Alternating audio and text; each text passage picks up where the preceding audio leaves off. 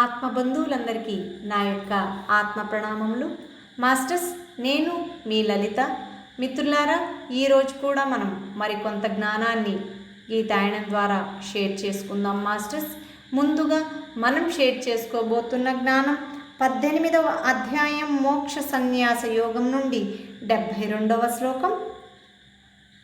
కచ్చిదేతచ్యుతం పార్థ త్వయైకాగ్రేణ చేతసా కచ్చిదజ్ఞాన సమ్మోహః ప్రనష్టస్తే ధనంజయ.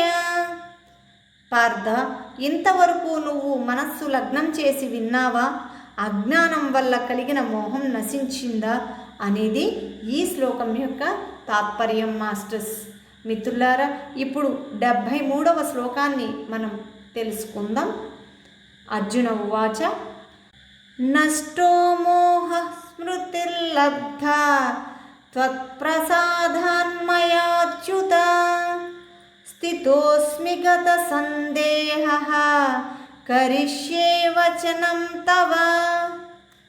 మిత్రులారా, ఈ శ్లోకం యొక్క తాత్పర్యాన్ని ఇప్పుడు తెలుసుకుందాం. అర్జునుడు చెబుతున్నాడు, కృష్ణ, నీ అనుగ్రహం వల్ల నా మోహం నశించింది, జ్ఞానం కలిగింది, సందేహాలు తీరాయి. ఇక నీ ఆజ్ఞానుసారం నడుచుకుంటాను అనేది ఈ శ్లోకం యొక్క తాత్పర్యం. మాస్టర్స్, మిత్రులారా, ఇప్పుడు 74వ శ్లోకాన్ని షేర్ చేసుకుందాం. సంజయ ఉవాచ ఇత్యహం వాసుదేవస్య పార్థస్య చ మహాత్మనః సంవాదమిమమస్రౌష మద్భుతం రోమహర్షణం. మిత్రులారా, ఈ శ్లోకం యొక్క తాత్పర్యాన్ని ఇప్పుడు తెలుసుకుందాం.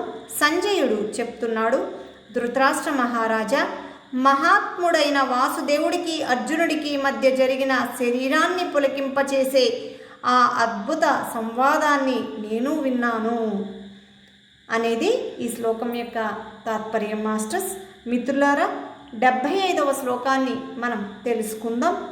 వ్యాస ప్రసాదాచ్యుతవాన్ ఏతగుహ్యతమం పరం యోగం యోగేశ్వరాత్ కృష్ణాత్ సాక్షాత్ కథయత స్వయం.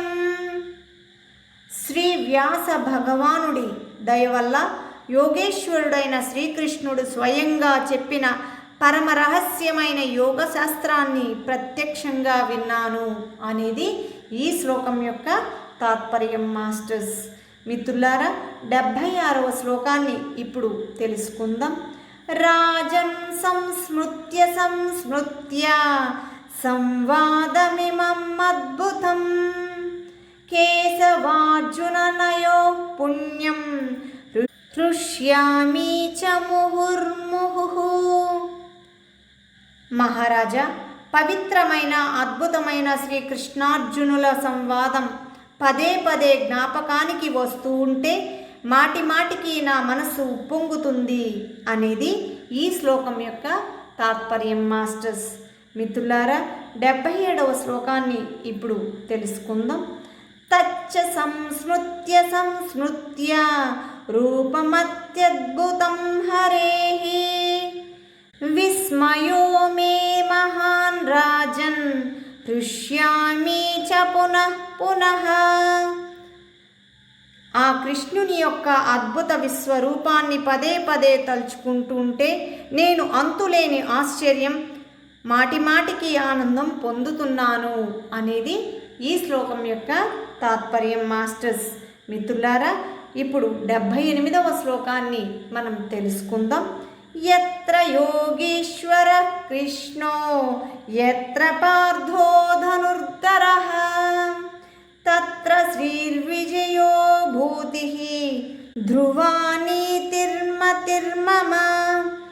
ఎక్కడ యోగీశ్వరుడైన శ్రీకృష్ణుడు మరియు ధనుర్ధారి అయిన అర్జునుడు ఉంటారో అక్కడ సంపద, ఐశ్వర్యం, విజయం, దృఢమైన నీతి ఉంటాయని నా అభిప్రాయం అనేది ఈ శ్లోకం యొక్క తాత్పర్యం. మాస్టర్స్, ఓం తత్సత్ इति श्री महाभारते शतसाहस्रिकायां సంహితాయం వైయాసిక్యాం శ్రీమద్భీష్మ పర్వణి శ్రీమద్భగవద్గీతాసు ఉపనిషత్సు బ్రహ్మవిద్యాయాం యోగశాస్త్రే శ్రీకృష్ణార్జున సంవాదే మోక్ష సన్యాసయోగో నామ అష్టాదశోధ్యాయః.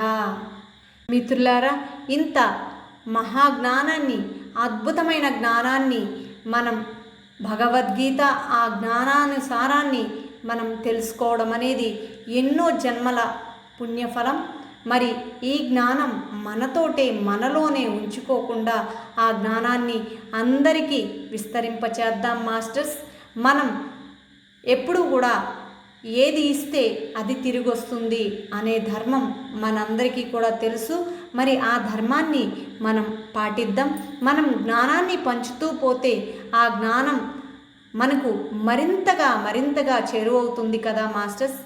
మరి ఈ నాలెడ్జ్ని అందరికీ షేర్ చేస్తూ మన జ్ఞానాన్ని అనుభవ జ్ఞానంగా మార్చుకుంటూ మరింత జ్ఞానాభిలాషులమై మనం మన జీవితాన్ని సాగిద్దాం మాస్టర్స్. మిత్రులారా, మరిన్ని వీడియో నోటిఫికేషన్స్ కోసం ఈ ఛానల్ని సబ్స్క్రైబ్ చేయండి, లైక్ చేయండి, షేర్ చేయండి. Thank you masters. Thank you very much.